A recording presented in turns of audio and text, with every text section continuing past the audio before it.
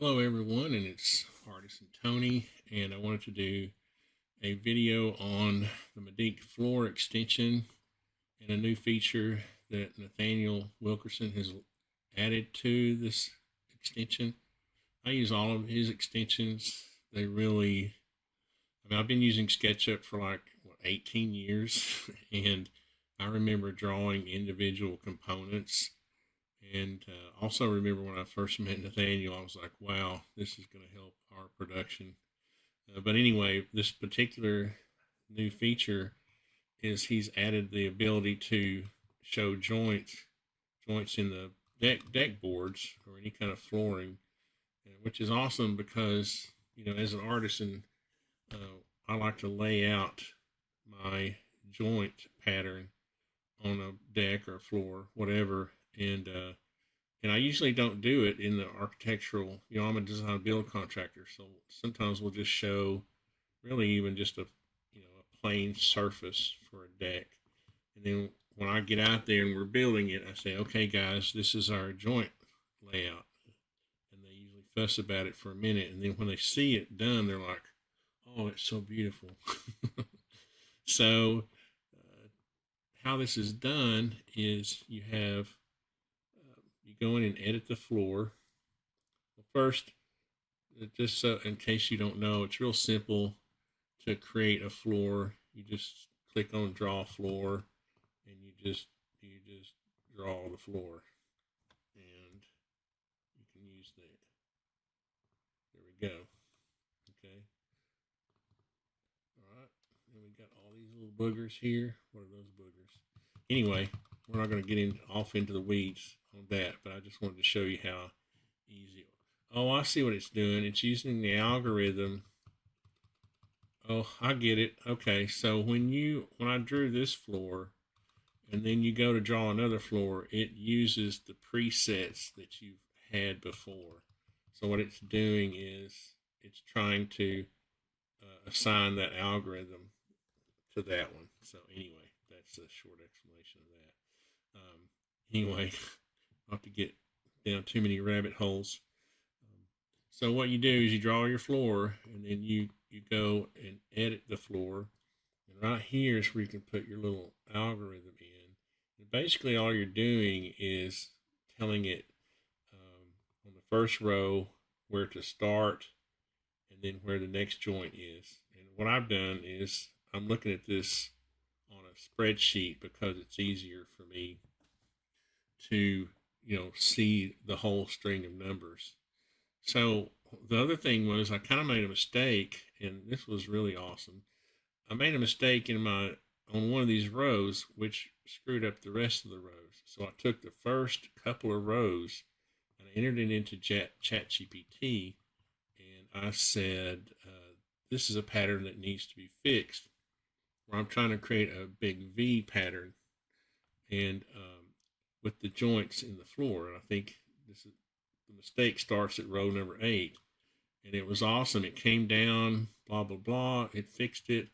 It showed it in a column, sort of 2 columns here. I was like, hey, I need this in a long string so I can paste it, and bam, there you go.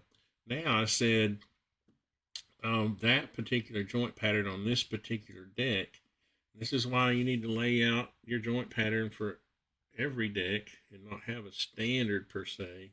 The standard is you're going to approach it like an artisan. Okay, there's not a set algorithm for the joint pattern for every floor. You have to look at the number of rows, how long it is, how long your material is, whether you've got 12-foot boards or 16-foot boards, and so on. So I asked it to come up with said that ends up looking a bit odd, and on this particular deck, can you suggest another string? And lo and behold, it did, and it basically got it back to where I wanted it, and I took that and pasted it into here. And so you might think, well, this is cumbersome to have to go in and and apply this whole string. But if we use AI and other tools, we can get this done quickly. Now for fun, I'm going to show you why laying out a joint pattern, excuse me, okay, Okay, let me answer this one text. Thank you. I was trying to reschedule a meeting. I'll turn that off. Thank you. I want to show you why this is important. Okay, so some rookies, if you're a rookie and you're just doing decks, you might tend to just put, I'm going to tell ChatGPT this, okay? Let's demonstrate how a rookie might lay out this pattern where there's only one joint in the middle for the same number of rows.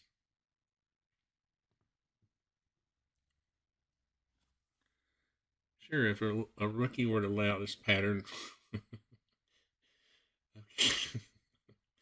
okay. All right. And again, I need it in one long string so I can cut and paste it. Thank you. You have to be nice to your AI so it will treat you well. Okay. So I'm going to cut and paste this. Copy Roger. And I'm going to paste it in here. Boom. This will also show you how easy it is to update. Update and see.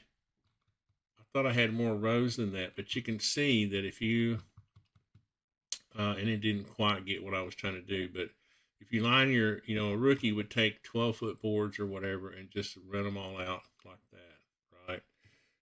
The other thing I like to do is to cut these boards back. If you're using 5.5 width on your deck boards, cut it back like 4.5 and allow so you can have this trim board on the end to sort of cap off the end grain. I don't like my end grain on the board showing there. And this also works really well if you've got a set of steps coming off the side. It can kind of act as your nose also. Got a few extra lines in here. But that's just another touch to step up the quality.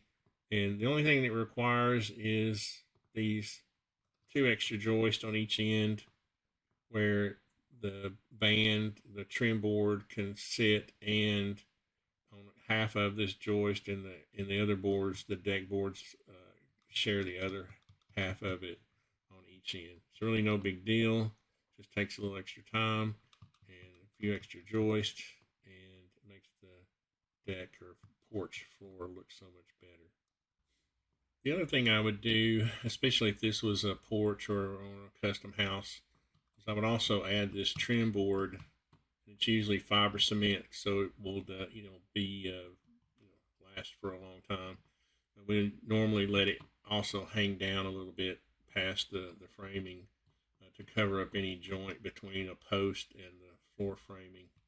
But that's just another touch, but it still demonstrates why planning your deck out or your porch with a design tool is that now we need to frame our deck an inch or so smaller on each end so our deck boards can still hang over, or if it doesn't matter if this hangs over a little farther past the house, it depends on the corner conditions. So the main point there again is that we need to use design tools like this to work these things out, because if you have a 24-foot long deck, then 12-foot boards are going to be too short if you don't have this trim band around here to face the end grain and also make those boards a little bit shorter.